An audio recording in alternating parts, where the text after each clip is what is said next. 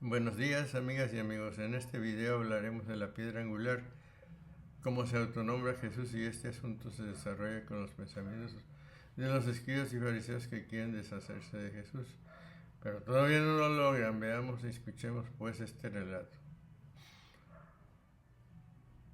La parábola muestra que unos labradores que estaban equivocados al pensar que podían beneficiarse de matar al hijo del dueño de la viña.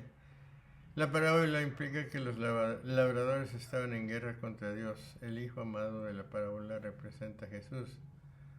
La parábola puede interpretarse como una crítica a la autoridad de los escribas y sumos sacerdotes de Jerusalén. La parábola muestra que Jesús sabía quién era el Hijo de Dios. La parábola muestra que Jesús sabía que lo matarían pronto. 9. Y se puso a decir al pueblo esta parábola: un hombre plantó una viña y la arrendó a unos labradores y se ausentó por largo tiempo, habiéndose reunidos los jefes del pueblo judío dentro del mismo templo, para darles a conocer que sabía lo que harían contra él mismo y que vendría sobre ellos la destrucción. Les propuso esta parábola. Dice, pues, y comenzó a decir al pueblo esta parábola: un hombre plantó una viña. San Mateo, para abreviar, pasó en silencio esta parábola que refiere a San Lucas, dirigida no solo a los principales de los judíos que le preguntaron acerca de su poder, sino también al pueblo. En esta parábola alegorizada, Lucas pone de nuevo en contraste la respuesta del pueblo y de los dirigentes religiosos. Viña, aunque Lucas ha abreviado la versión marcana, aún brilla en ella la alusión a Israel como viña de Dios. 10. En su oportunidad envió un servidor a los trabajadores a que le diesen del fruto de la viña, pero los labradores lo apalearon y lo devolvieron vacío. Y con razón dio fruto y no renta, porque nunca esta viña produjo renta alguna. El primer siervo que Dios envió fue Moisés, quien por espacio de 40 años había estado siguiendo el fruto de los colonos. Pero sufrió mucho por ellos, porque irritaron su espíritu. Por eso sigue: mas ellos le azotaron y le enviaron sin nada. Salmos 77, 32. 11. Envió a un otro servidor también, a este lo apalearon y lo ultrajaron y lo devolvieron vacío. Sucedió pues que mandó a muchos otros, a quienes los judíos, de quienes no pudieron sacar, lo despidieron sin honor y como inútiles. Por eso sigue y volvió a enviar otro siervo. 12. Les envió todavía un tercero, a quien igualmente lo hirieron y lo echaron fuera, y vuelven a enviar a otro tercero. Pero este debe entenderse todo el coro de los profetas quienes hablaron al pueblo con su perpetuo testimonio. Pero ¿a cuál de los profetas no persiguieron, y por cuál sigue a quien ellos del mismo modo hirieron y lo arrojaron fuera? 13. Entonces el dueño de la viña dijo: ¿qué haré? Voy a enviarles a mi hijo muy amado, tal vez a él lo respeten. También el señor de la viña le viera consigo mismo sobre lo que hará, no porque careciese de auxiliares, sino porque después de haber intentado por todos los medios la salvación de los hombres, no contando nunca con la ayuda del pueblo, y dio otro mayor. Por eso dice a continuación: enviaré a mi amado hijo. ¿Acaso en cuanto le vean le respetarán? Dijo esto no como ignorando que había de tratar al Salvador peor que a los profetas, sino porque convenía que el hijo fuese respetado por ellos, y siendo contumaces se atreviesen a matarle, se mancharían con el más horrendo crimen, para que no dijesen algunos que la presencia divina había sido necesariamente la causa de su desobediencia. Habla así en términos de duda. 14.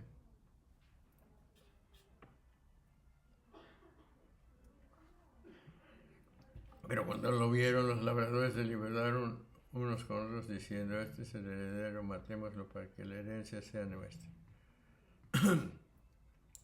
Los pérfidos judíos, deseando que desaparezca el hijo unigénito, o digámoslo así, el heredero, que les había enviado, lo mataron crucificándole y lo arrojaron, negándole. Por eso continúa, cuando los colonos le vieron venir, pensaron entre sí, y dijeron, este es el heredero, matémosle para que sea nuestra la heredad. El heredero es Jesucristo, y también el testador, heredero porque sobrevivió a su propia muerte y alcanzó los testamentos que él mismo nos ha dado. La herencia que representa nuestro aprovechamiento. 15. Lo sacaron pues fuera de la viña y lo mataron. Queda con ellos el dueño de la viña, o bien una vez arrojado de la viña fue muerto, porque primero fue rechazado el corazón de los fieles y después fue clavado en la cruz. 16. Vendrá y perecerá, y hará perecer a estos labradores, e entregará la viña a otros. Ellos al oír dijeron, jamás tal cosa. Muy oportunamente pregunta para que se condenen por su propia sentencia. Sigue pues, ¿qué hará con ellos? El dueño de la viña habla así para hacer ver que los que se condenan no tienen nada que poner a la evidencia de su derecho. Es propio de la divina misericordia no castigar, sino ir y amenazar primero, llamando al arrepentimiento. Por eso prosigue. Vendrá y destruirá a estos labradores, etc. Dice que vendrá el Señor de la viña, porque en el Hijo está la misma majestad paterna, o porque en los últimos días se manifestará más patente en las cosas humanas.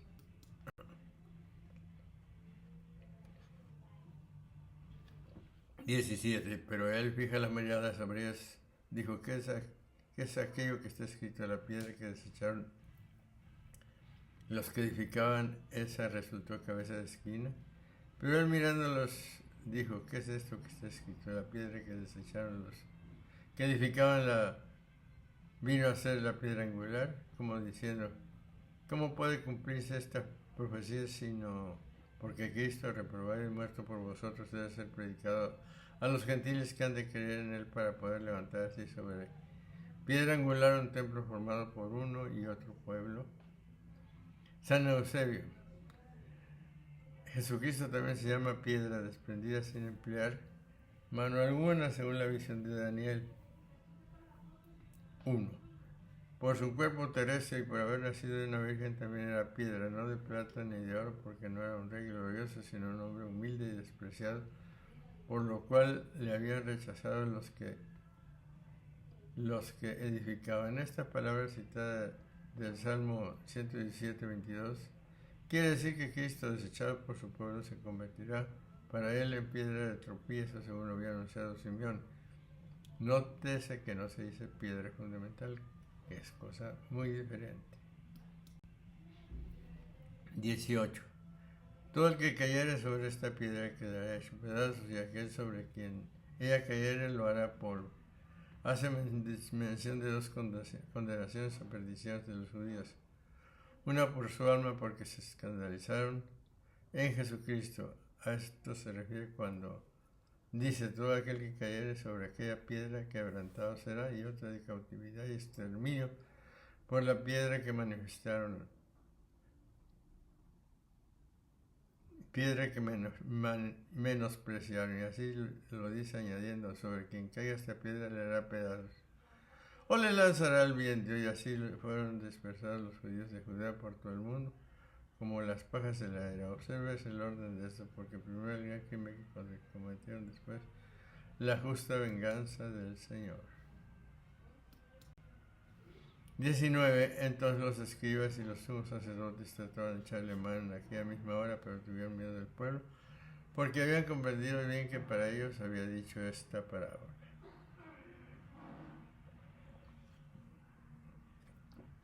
Convenía, por tanto, que los jefes de los judíos, comprendiendo que la parábola se refería a ellos, se separasen de lo malo una vez instruidos acerca del porvenir.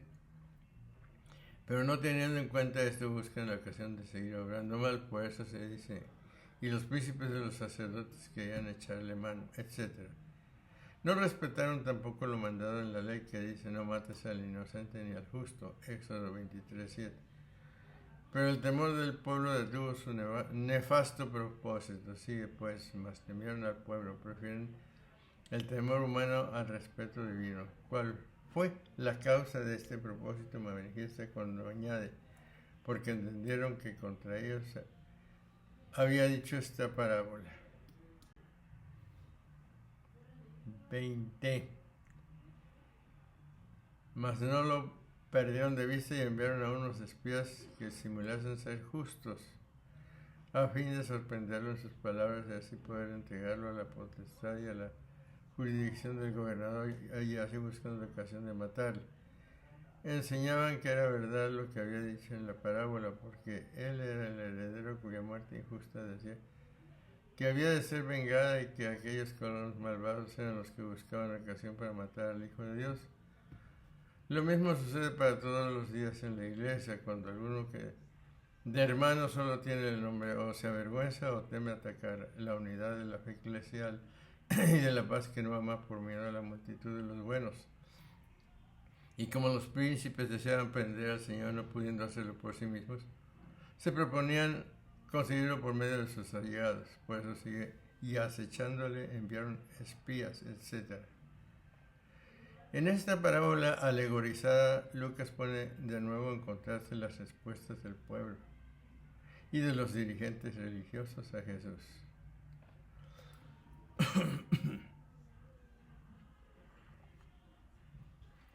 Bueno, amigas y amigos, hemos terminado de ver y oír este video respecto a la piedra angular, cómo se autonombra Jesús, viendo cómo se desarrollan los pensamientos de los escribas y fariseos que quieren deshacerse de Jesús, pero todavía no lo logran. Así las cosas. Nos veremos en el próximo video, con el favor de Dios.